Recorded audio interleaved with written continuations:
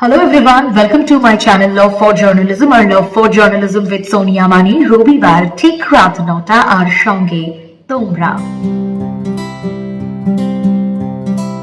আজ আরো একটা রবিবার, আর রবিবার মানে তোমাদের কোয়েশ্চেনের আনসার দেওয়ার পালা অথবা বেশ কিছু টিপস অ্যান্ড ট্রিক্স শেয়ার করার পালা। ইন্টারভিউ নিয়ে বেশ কিছু টিপস অ্যান্ড ট্রিক্স আমি তোমাদের জানিয়েছি, সেই টিপস গুলো তোমাদের ভালো লাগছে দেখে আমারও ভালো লাগছে, আর তাই আজ চলে এসেছি আরো একটা টিপস শেয়ার করার জন্য। এটাও ইন্টারভিউ রিলেটেড একটা টিপস, এবং তোমরা জানো যে এই টিপসের ভিডিওগুলোকে আমি একেবারেই বড় করছি না, কারণ যতটা বলা দরকার, যতটা প্রয়োজন ততটা আমি বলছি। ইলাবোরেটলি বোঝানোর যেহেতু কিছু নেই, সে কারণে এই ভিডিওগুলো বেশি বড় করছি না, খুব সংক্ষেপে বলার চেষ্টা করছি। আজ একেবারে সরাসরি টপিকে চলে আসবো। ইন্টারভিউ নিয়ে এর আগেও তোমরা শুনেছো অনেক কিছু আমি বলেছি, ইন্টারভিউ সংক্রান্ত বেশ কিছু টিপস দিয়েছি। আজকের টিপসটাও খুব ইম্পর্ট্যান্ট, এটা কিন্তু আমাদের অনেকের সঙ্গেই হয়ে থাকে, এবং সেই সময় কিভাবে বিষয়টা ডিল করা উচিত আজকে আমি সেটা বলবো।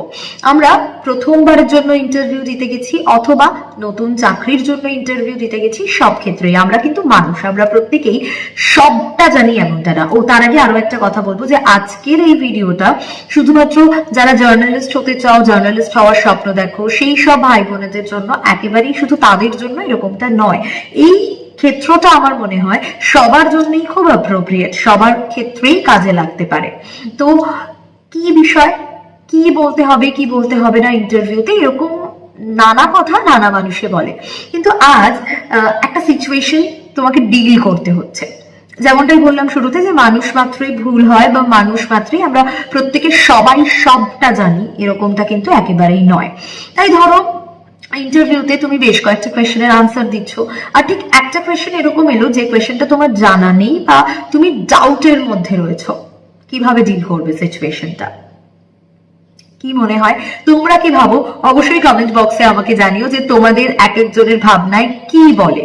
কিন্তু আমি আবারও বলছি যে আমি আমার মতামতটুকুই শেয়ার করবো এখানে। আমার যেটা মনে হয় সেটা, হতেই পারে আমি ভুল, হতেই পারে আমার সঙ্গে তোমাদের অনেকের মত মিললো, কিন্তু প্লিজ আমাকে জানিও।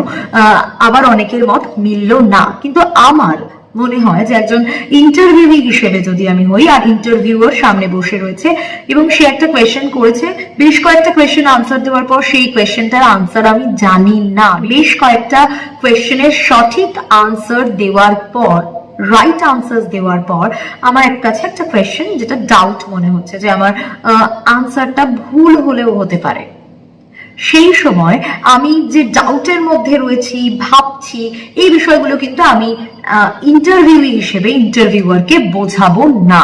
এবং আমার মনে হয় যে সেই আনসারটা স্কিপ করে যাওয়াটা বা সেই কোয়েশ্চেনটা স্কিপ করে যাওয়াটা বেস্ট অপশন। অর্থাৎ স্মার্টলি বলা উচিত যে অ্যাকচুয়ালি এই কোয়েশ্চেনটার আনসার আমার জানা নেই, বা আমি ডাউটে আছি, ঠিক হবে কি ভুল হবে জানি না। এই ধরনের কথা বাড়ানোর কোনো প্রয়োজন আছে বলে আমার মনে হয় না। যদি সঠিকভাবে তোমার জানা থাকে তাহলে তুমি স্মার্টলি আনসার দাও, আর যদি না জানা থাকে তাহলে তুমি বলো যে আমার এই কোয়েশ্চেনটার আনসার জানা নেই, এক্সাক্ট আনসার কি হবে সেটা আমি জানি না।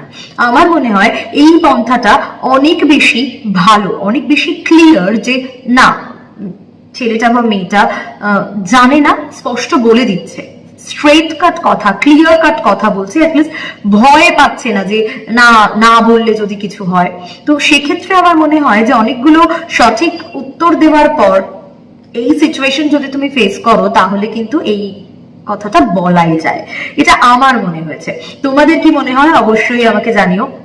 আর এই টিপসটা কেমন লাগলো জানাতে ভুলো না। যদি এরকম আরো টিপস চাও, আরো ট্রিক্স চাও, তাহলে অবশ্যই লাভ ফর জার্নালিজম ফলো করো। এবং তোমরা জানো যে love for journalism with Sonia Mani প্রতি রবিবার ঠিক রাত 9টায় নতুন নতুন ভিডিও তোমাদের জন্য।